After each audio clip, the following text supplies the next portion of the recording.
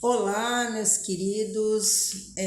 Eu estou vindo aqui porque muitos pais estão me procurando para saber um pouquinho como orientar os filhos nessa situação que vem ocorrendo, né? Das violências nas escolas, como conversar com o seu filho. Então, eu vou trazer algumas informações bem pertinentes para vocês e vamos juntos, né? Claro que se vocês precisarem, busquem mesmo auxílio do profissional, né? Isso vai favorecer essa comunicação dos pais com seus filhos, principalmente em casa, né, pessoal? Então vamos lá, olha só, essa violência na escola, ela vem chamando a atenção de todos nós, né? Estamos vivendo um momento bem preocupante, né? Que é uma realidade relacionada à violência em escolas, ok?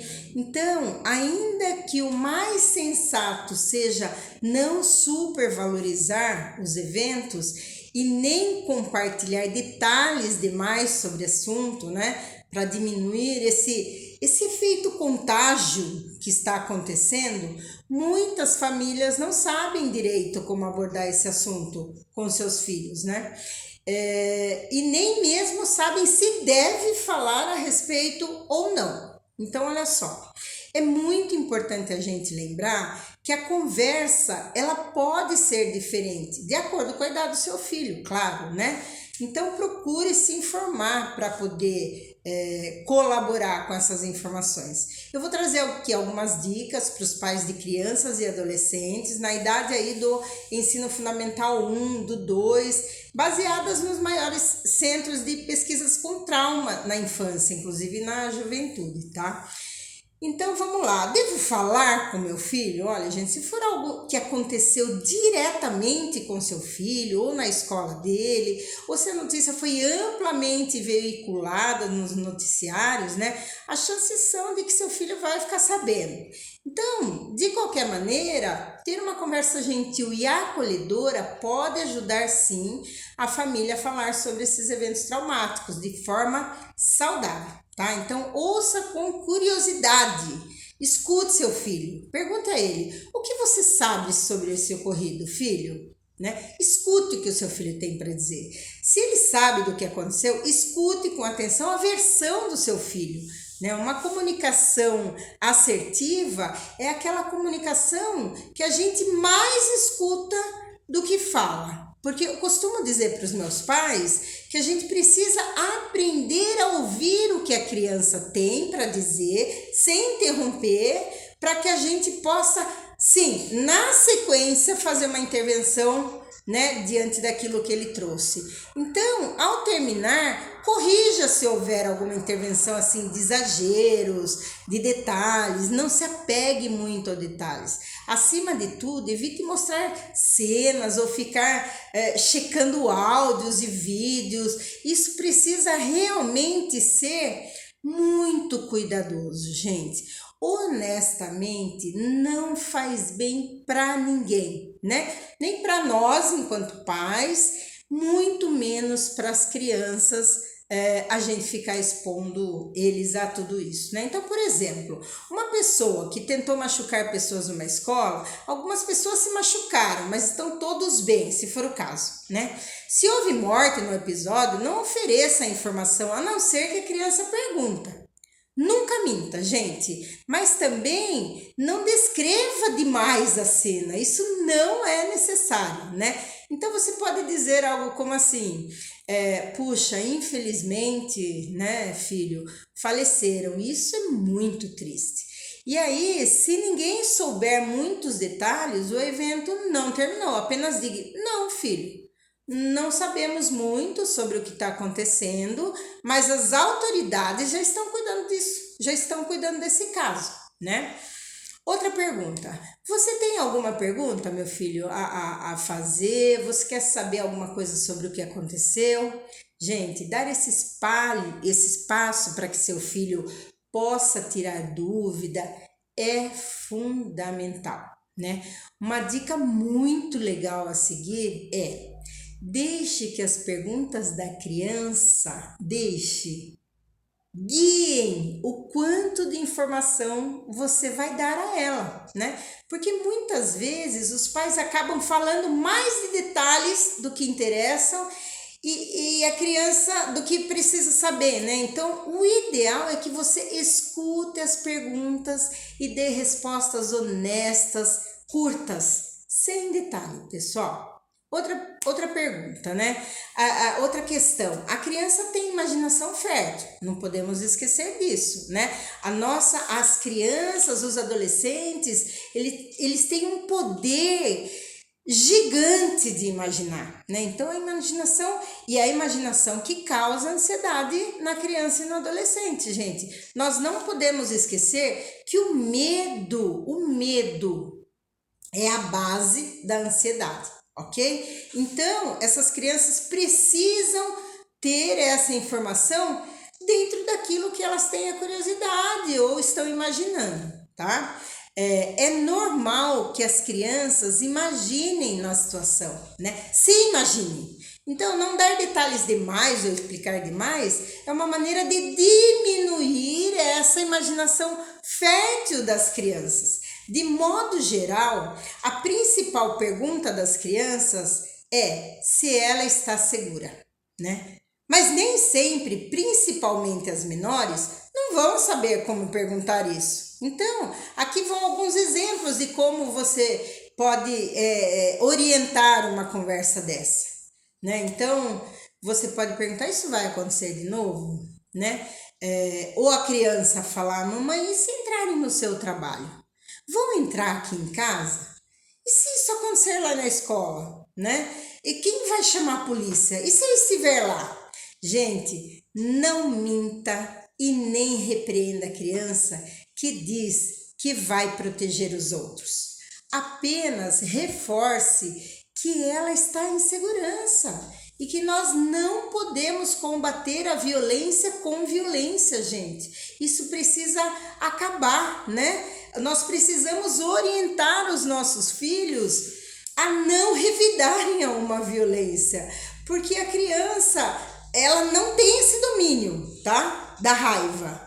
Muito pelo contrário, a criança, ela sente a raiva e ela reage da primeira maneira que ela acha que é o melhor. Mas nós podemos sim corregular essas crianças e elas aprenderem o que fazer com essa emoção que vem. Então seja modelo, né? Seja modelo, dê atenção, acolha essa emoção do seu filho para que ele possa, lá no ambiente que ele estiver, fazer o mesmo, né? Se colocar à disposição e dar esse suporte para o amiguinho que precisa.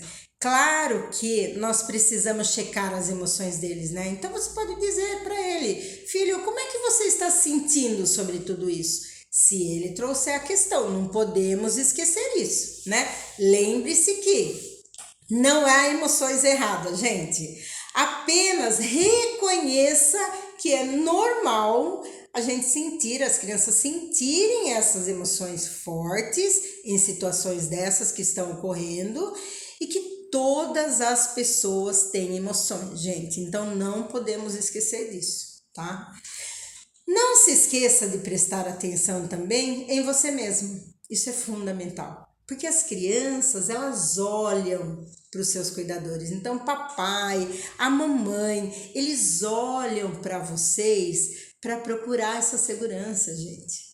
Então, olha, manter a rotina, manter a calma, a fala, né, num tom adequado, afeição, né? A expressão é o primeiro gatilho, gente, para disparar qualquer situação diferente. Então é fundamental que para diminuir essas reações, né, ansiosas ou traumáticas nas crianças, a gente precisa ter essa calma, certo?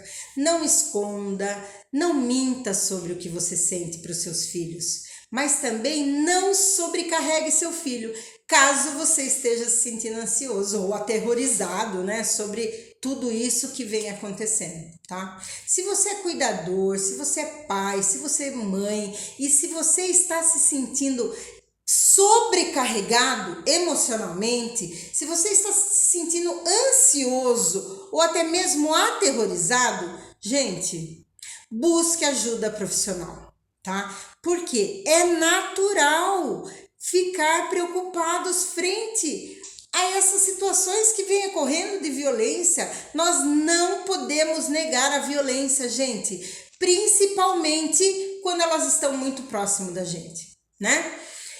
Mas quando essas preocupações afetam nossas habilidades de trabalhar, de manter a rotina e de nos relacionar, é hora de procurar ajuda. Gente, o psicólogo é o melhor, é a melhor busca que vocês podem fazer, né?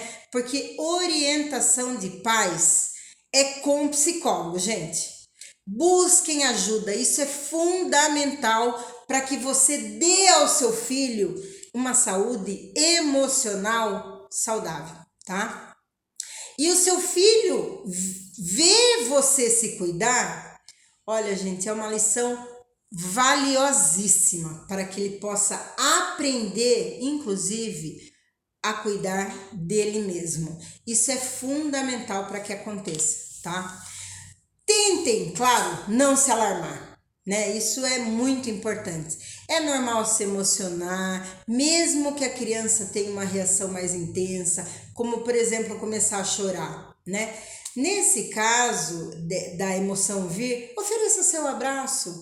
Fala, filho, vem cá com o papai, vem com a mamãe, né? Porque muitas vezes vale muito mais esse abraço, essa palavra de conforto do que qualquer outra coisa, né? E reforce sempre que seu filho pode contar com você. Diga a ele algo assim. Muita gente está falando sobre esse assunto hoje em dia, mas eu quero que você saiba, meu filho, que você pode contar comigo, pode vir conversar comigo, eu vou esclarecer todas as suas dúvidas. Fique muito à vontade de buscar o papai, a mamãe.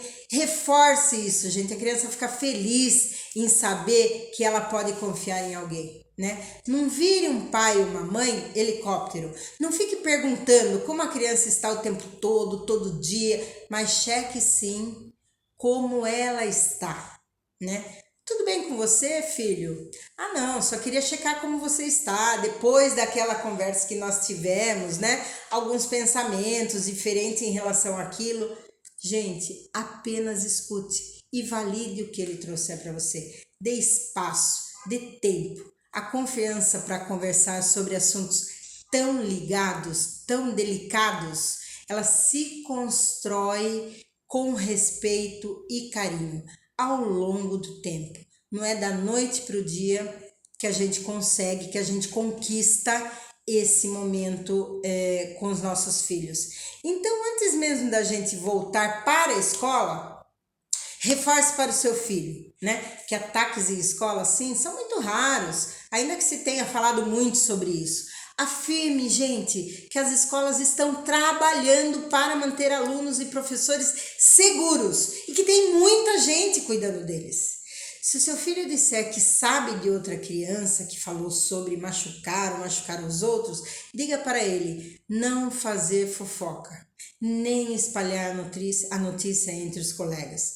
Oriente que ele pode contar para um adulto, sim, de confiança, sobre o que ele ouviu e o adulto cuidará dessa situação. Gente, nem toda criança sabe a diferença entre falar com um amiguinho, dedurar, fazer fofoca e se reportar a um adulto. Explique a diferença. Acolha seu filho com amor. Vamos disseminar a paz, vamos disseminar o amor nas famílias, gente. E claro que precisamos estar atentos, sim, orientação com cuidado e muito amor. Obrigada por estar comigo.